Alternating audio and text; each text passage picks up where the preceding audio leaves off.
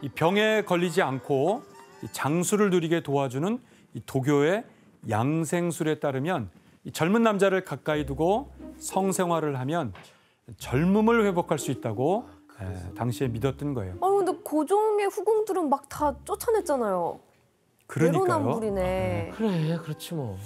이에 측천무에게도 특별히 총애한 남자들이 있었는데 이들을 보통 남총이라고 불렀어요. 아니 그러면은 갑자기 흥미진진해지는데 이 남총에는 보통 어떤 남자들인가요? 이 측천무의 첫 번째 남총으로 알려진 사람은 풍소보라는 사람이었는데 그는 도시에서 장사를 하던 상인 출신이었는데요.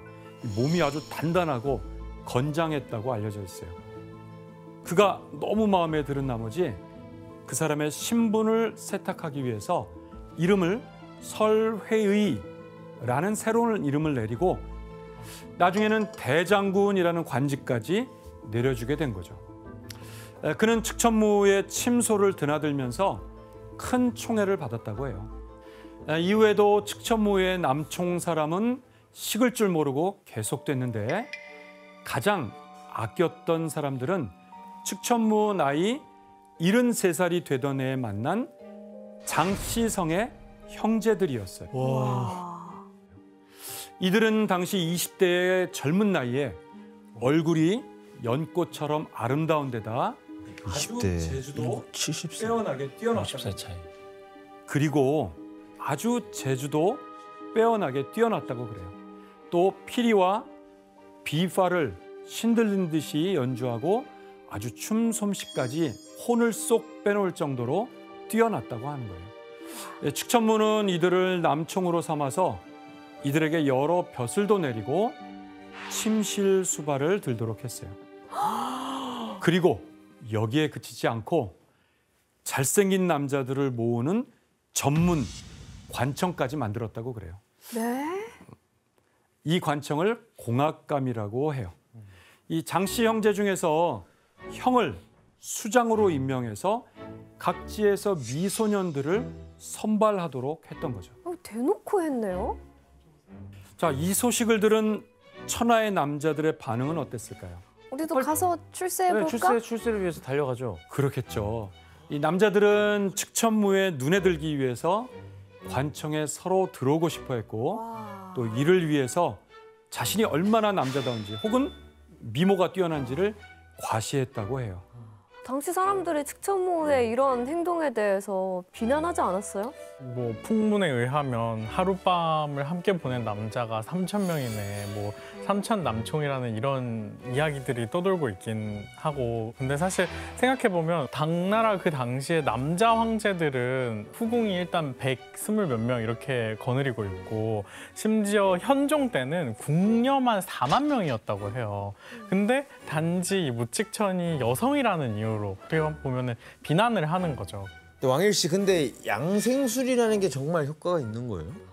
네, 이제 전해져 내려오는 바에 의하면 이제 측천무는 장씨 형제와 같이 지낸 덕분에 내가 많이 젊어졌다라는 그런 얘기를 하고 있어요. 자치 통감에 따르면 측천무의 나이가 70세가 됐는데 주변 사람들이 측천무가 이 정도로 나이가 많은지 모를 정도로 굉장히 젊은 상태를 유지하고 있었다고 합니다. 네, 그리고 측천무는 이제 건강한 삶을 위해서 익모초를 다려서 이제 먹기도 했고, 건강을 위해서라면 채식도 많이 하셨는데 그 가장 유명한 게 가연채라는 요리가 있어요.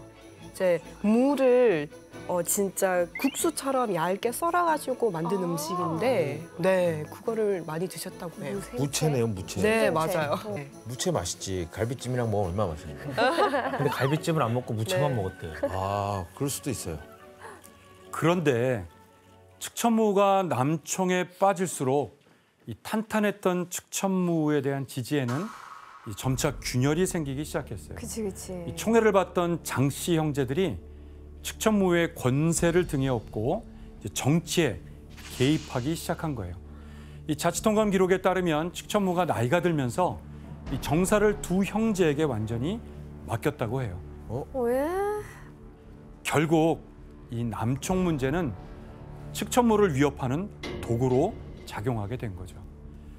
측천무가 82세가 되던 705년 이제 중병이 들어 몸져 눕게 되자 이제 기회를 노리던 몇몇 재상들이 측천무의 두 아들을 앞세워서 쿠데타를 일으키게 됐어요.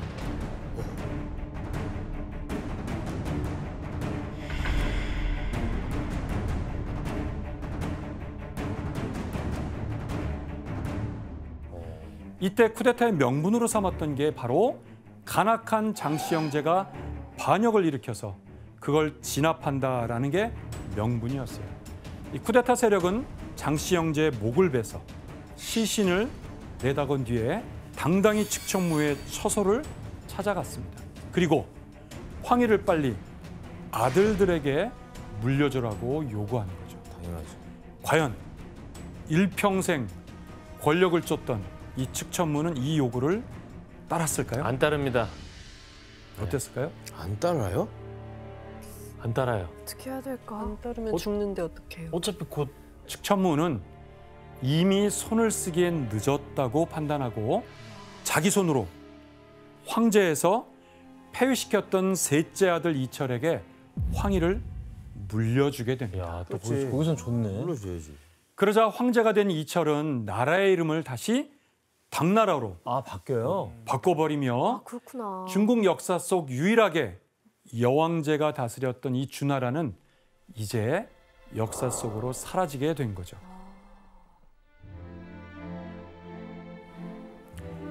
반란 이후 조용히 물러나 궁궐에서 칩거하던 측천무는 그해 어느 추운 겨울날 유언을 하나를 남기고 죽음을 맞게 됐어요.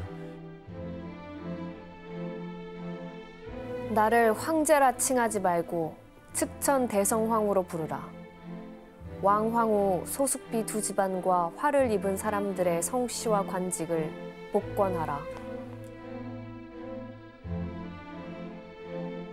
측천무가 왜 자신을 황제가 아닌 황후로 다시 낮춘 것 같으세요? 다 즐기고 나니까 부질없다 이렇게 생각하는 건가요? 신격화했는데 신이 죽으니까 나는 신이 아닌갑다 하는 거 아니에요? 네, 훗날 자신을 둘러싸고 조종해서 피바람이 불 그 갈등의 소지를 미리 없애려고 했던 것 같아요. 이 자신이 다스리던 당나라가 가능한 한 그리고 아들이 이어받게 될 이 당나라가 평화롭고 안정적으로 발전하기를 바랬던 거죠. 그리고 측천무의 능 앞에는 높이 8m에 달하는 거대한 비석이 세워졌는데 그럼 지금까지 측천무의 이야기를 들은 여러분들은 그녀의 비석에 어떤 글이 새겨져야 한다고 생각하세요? 과오 아니면 업적 어떤 부분일까요? 아니 뭐 잘한 거는 잘한 거 못한 건 못한 거니까 둘 다 좀 들어가야 된다고 생각해요. 공과 오를 다 과오를 이 비석에는 아무런 글귀도 쓰여 있지 않다는 거죠. 그래서 이걸 백비라고도 하는데요. 여기에는 여러 추측이 있는데 첫째는 수많은 목숨뿐 아니라 친자식들까지 죽였다는 게 기록될까 봐서 두려웠던 것 같아요. 하지만 또 다른 추측도 있는데 바로 비석에 기록하기에는 업적이 너무 많아서 차라리 비워뒀다는 그런 설도 있어요. 백지비석. 네. 지난 천여 년간 대부분의 역사서는 측천무를 향해서 온갖 비난의 말을 쏟아냈죠. 하지만 최근에는 중국의 역대 400여 명의 황제 중에 유일한 여황제이자 또 위대한 통치자로서 새롭게 재평가를 받고 있습니다. 역사에 얼마나 큰 업적을 세웠는지를 알 수 있는 여성에 대한 새로운 하나의 일면이라는 생각도 듭니다. 네, 감사합니다.